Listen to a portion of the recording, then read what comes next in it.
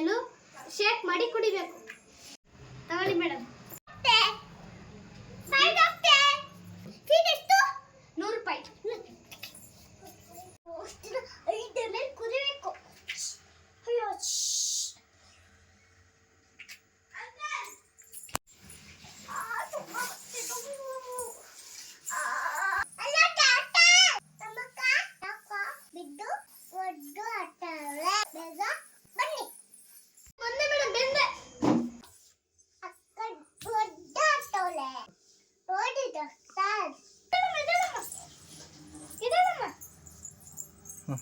ಏನಾಯ್ತಮ್ಮ?